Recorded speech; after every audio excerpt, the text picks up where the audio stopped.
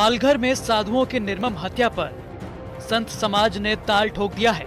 अखाड़ा परिषद ने उद्धव ठाकरे को सीधे सीधे चुनौती दे डाली है। महाराष्ट्र सरकार के लिए यूपी के प्रयागराज से अखाड़ा परिषद ने गुस्से का पैगाम भेजा।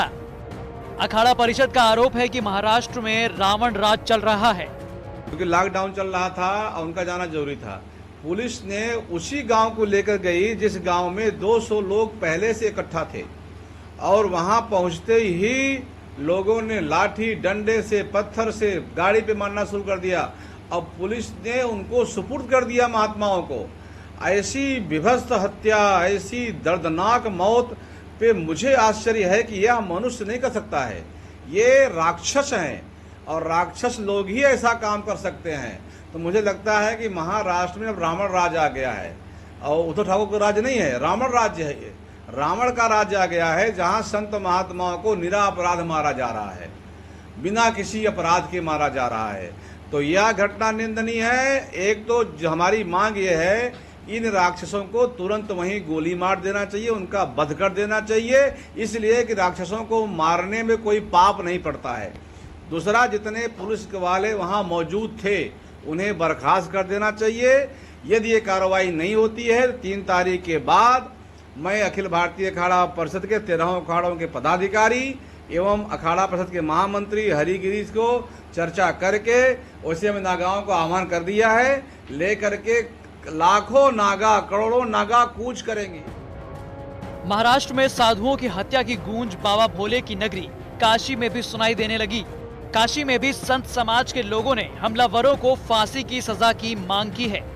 लॉकडाउन में वीडियो कॉलिंग के जरिए पटना, जयपुर और अयोध्या के संतों से इस पर आगे की रणनीति को लेकर चर्चा हुई। महाराष्ट्र की घटना से पूरे संत समाज में बड़ा आक्रोश है और हमें लगता है कि महाराष्ट्र सरकार अगर इस पर कड़ी कार्रवाई नहीं करेगी तो हम लोग लॉकडाउन के बाद इस पर रणनीति बनाकर बहुत बड़ा आंदोलन करेंगे। और निश्चित ही सरकार को ये ज्ञात होना चाहिए कि जिस अखाड़े से वो महात्मा थे वो जूना अखाड़ा है।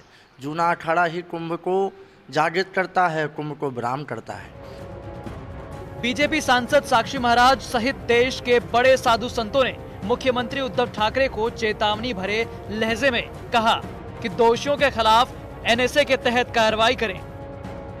कई वीडियो में तो ऐसा लग रहा है पुलिस वाले भीड़ के हवाले साधु सन्यासियों कर रहे हैं।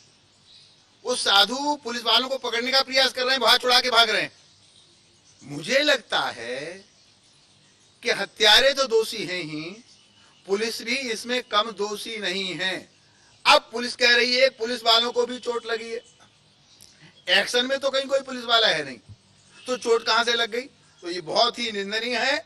हम अपेक्षा करते हैं महाराष्ट्र की सरकार से, वहां के महामहिम गवर्नर साहब से और केंद्र की सरकार से, माननीय गृह मंत्री जी से, जिन पर हिंदुस्तान का बहुत बड़ा विश्वास है कि अगर महाराष्ट्र सरकार इसमें सकारात्मक कार्रवाई नहीं करती, कठोर दंड की व्यवस्था नहीं करती, तो इसमें फिर केंद्र सरकार को हस्तक्षेप करना चाहिए। वो संतों को, ड्राइवर को, बेचारों को, भीड़ को सौंप दिया, मरने को छोड़ दिया, तो निश्चित रूप से इस तरह ज्यादा कायराना हरकत कुछ हो नहीं सकती। इससे ज्यादा जाहिलाना, इससे ज्यादा बड़ा अपराध कुछ हो नहीं सकता। और हम सरकार से मांग करते हैं, वहां प्रदेश सरकार से भी और केंद्र सरकार से भी, कि दोनों मिल करके एक फास्ट ट्रैक कोर्ट की स्थापना करें और जल्द से जल्द 1 महीने के अंदर उनको सबको फांसी की सजा, चाहे पुलिस वाले हों, चाहे लाठी डंडे मारने वाले हों, सब लोग इसमें दोषी थे, सबको कड़ी से कड़ी सजा दी जाए। उनके सरकार में वहां पे साधु संत सुरक्षित नहीं। जिस प्रकार से निर्मम हत्या संत का वहां पर हुआ है और पुलिस बल के मौजूदगी में क्या स्थिति बन गई कि शासन सत्ता के लालच में कुछ बोल नहीं पा रहे हैं स्वयं वहां के मुख्यमंत्री, और वो शिवसैनिक कहां चले गए जो लगातार हिंदुत्व के नाम पे चिल्लाते थे, अयोध्या आकर शोर शराबा मचाते थे। क्या वहां पर साधु संतों की इसी प्रकार निर्मम हत्या होता रहेगा? पालघर की घटना भारत के सभ्य समाज के लिए बदनुमा दाग है।